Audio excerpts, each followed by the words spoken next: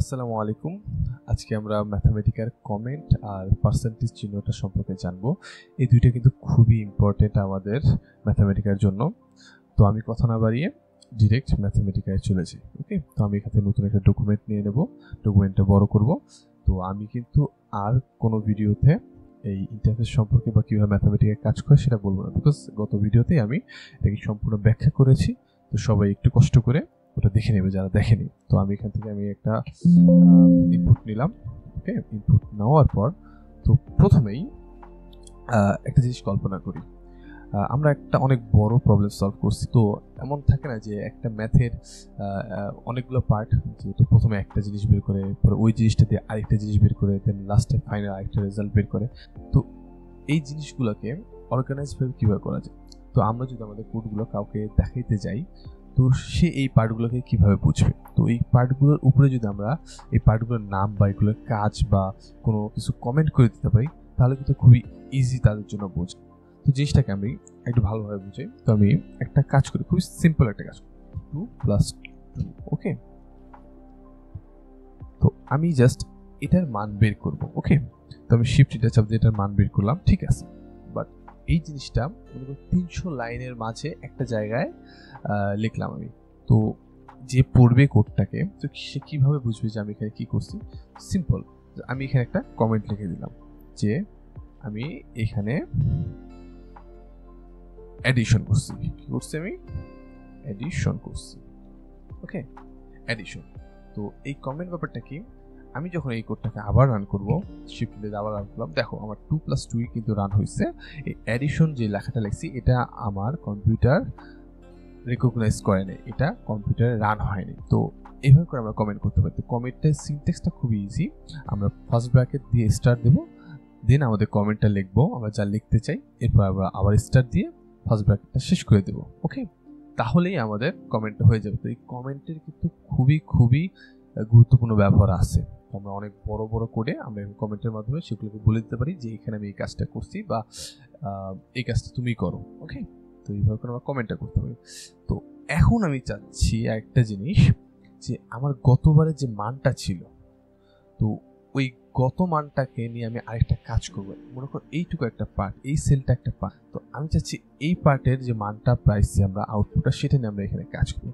তোমরা সেটা কি করবো? আমরা চাচ্ছি 4-এর সাথে 2 যোগ করবো। ওকে, তো সেটা আমরা কীভাবে করবো?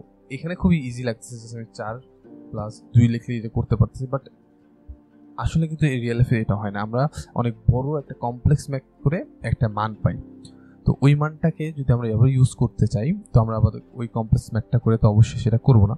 তো আমরা কি করতে পারি, সুন্দর করে আমরা যদি পার্সেন্টেজ চিহ্ন চাপ দিই, তাহলে এটার মানে বোঝাচ্ছে যে আমার এই আগের মানটা, একটা সেল উপরের যে মানটা, সেটাই পার্সেন্টেজ চিহ্ন দিয়ে বোঝাচ্ছে। যদি আমি শিফটে চাপ দিই, দেখো আমাদের 4 কিন্তু শো করতেছে।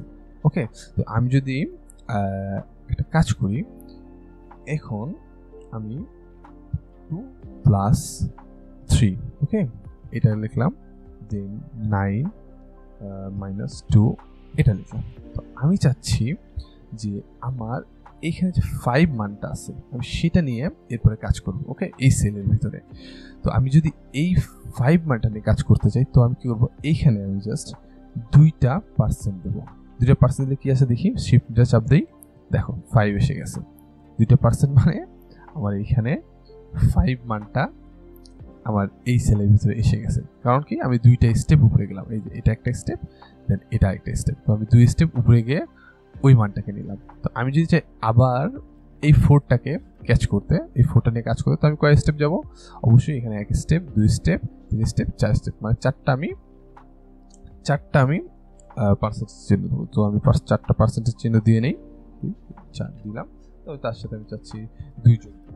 তাহলে আমি দেখি কত 6 আসে কিনা আনসার। শিফট এন্টার চাপ দিলাম, ইয়েস, আমার 6 আসছে। তার মানে আমার এই 4টাকে নিয়ে কাজ করছে, তার সাথে 2 যোগ করেছে। এইভাবে করে আমরা আগের কোনো মান নিয়ে কাজ করতে পারি। এটা আমাদের বইয়ে সবচেয়ে বেশি ইউজ করা হয়েছে, কিন্তু সবচেয়ে দুঃখজনক ব্যাপার হলো এটা, এই জিনিসটা প্র্যাকটিস করা খুবই খুবই খুবই খারাপ একটা জিনিস। তো অনেক বড় কমপ্লেক্স ম্যাথের ক্ষেত্রে আমরা এটা কখনোই ইউজ করব না, কারণ এভাবে করে গুনে গুনে কখন কোন লাইনে কোন মানটা আমরা চাই সেটা আমরা কিভাবে বের করবো। তো এটার জন্য আমরা ভ্যারিয়েবল ইউজ করব। ওকে, আমরা এরপরে দেখবো ভ্যারিয়েবলসটা কিভাবে কাজ করে। তো আমরা ভ্যারিয়েবলস দিই এইসব মান ইউজ করবো। যেমন আমরা এখান থেকে যদি কোনো একটা কাজ করে থাকি, কোনো একটা ম্যাথ সলভ করে থাকি, যে মানটা আসছে আউটপুটটা সেটা আমরা একটা ভ্যারিয়েবলের ভিতরে স্টোর করে রাখবো। দেন আমাদের যখনই সেটা প্রয়োজন হবে তখন সেটা আমরা ইউজ করব। তো এই ছিল মূলত আজকের ভিডিও। তাছাড়া আজকের ভিডিওতে একটা বোনাস টিপস আছে। তো যেটা আমি গত ভিডিওতে মিস করে গেছিলাম।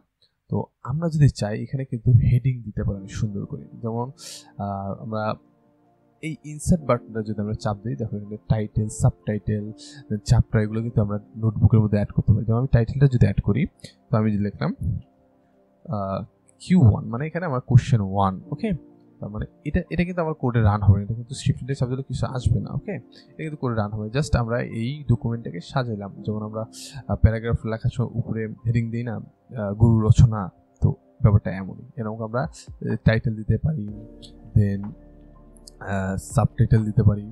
তো এই ছিল আজকের ভিডিও। সবাইকে আসসালামু আলাইকুম।